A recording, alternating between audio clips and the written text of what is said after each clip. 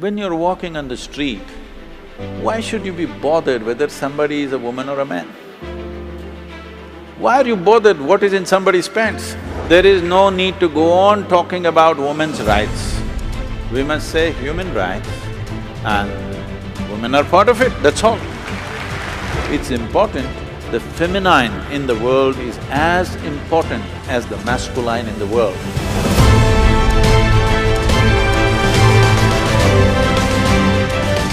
Sadhguruji, what is the quality you find in an Indian woman when compared to the world woman, other countries? What is the best and beautiful quality, one single quality? Are you trying to get me into trouble?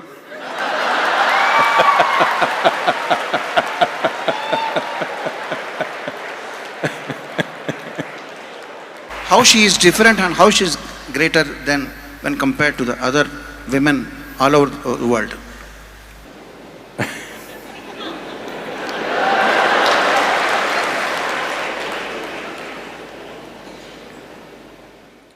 See, I don't know why we are putting only women on the focus.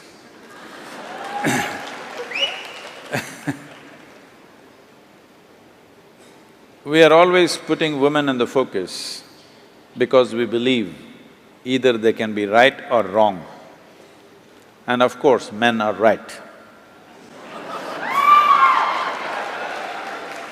So because we are always right, we are looking whether this is the right kind of woman or the wrong kind of woman.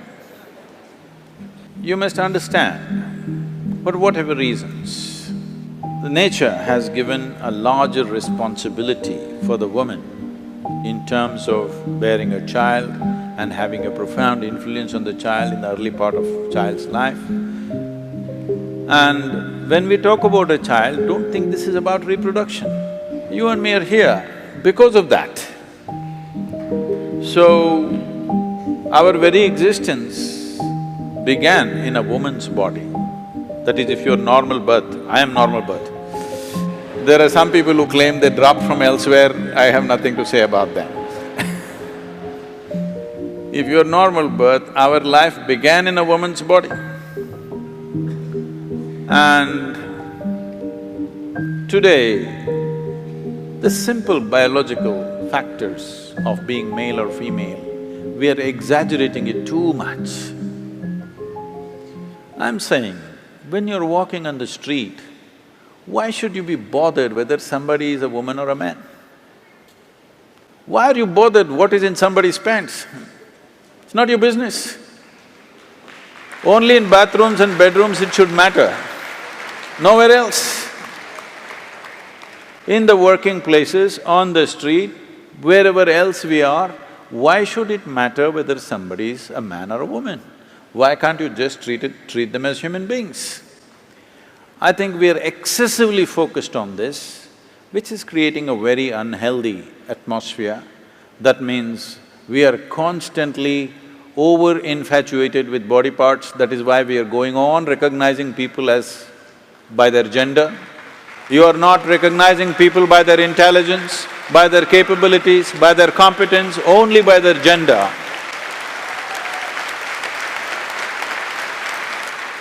But it is not a fair way of looking at the world.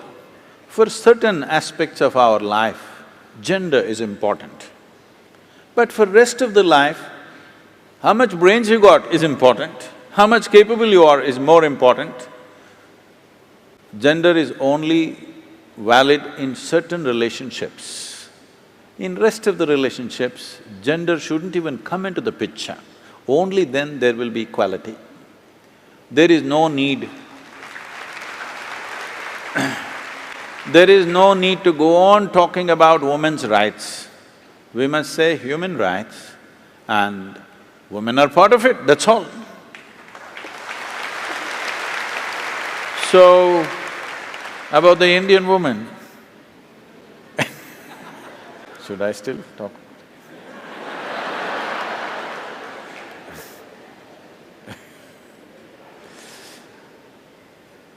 In this country, for a long time, we've nurtured many wonderful things. But these wonderful things, because of many misunderstandings, have also taken on very horrendous forms. When I say it's taken on horrendous forms, many simple things which were done for the protection of the woman, for the well-being of the woman, have become discriminatory over a period of times and taken on very horrendous forms of exploitation. We must look back and see why these little things were created. If we don't address these things, the Western world is on a binge because they want to make male and female equal. It is not necessary to be equal. Equal opportunity is fine. It is not necessary to expect a woman to do the same things that a man is doing. Then what is the point of the gender differentiation that nature has made? It's important, the feminine in the world is as important as the masculine in the world. But today, in the name of equality, women are coming to a place where they are beginning to act like men because they know that's the only way they can succeed in the world. The only way they can succeed is they have to act like men. You see even women doing like this these days. This is not necessary because if you destroy the feminine, then you truly have enslaved the woman. If you do not value the feminine in the world, all the gentleness will go away, you will have a marketplace at home also. It's already happening big time. Before people marry, they're making an agreement, when we break, who will get what in this house? Yes, prenuptial agreements are being made. Before we get married, already an agreement, if we break, my bank balance is mine, yours is yours. How can two people live like this? But here, still we have the joy of two people becoming one and enjoying that. Maybe after some time you will fight, but still, at least you have the joy of weaving two lives into one. When you go at it like this suspiciously in the name of equality, you will never know the joy of knowing each other, mingling with each other, being one with each other. Nothing will happen. Home will become a marketplace. This is because of wrong ideas of equality. Equality you should not even talk about. We should talk about responsibility for each other.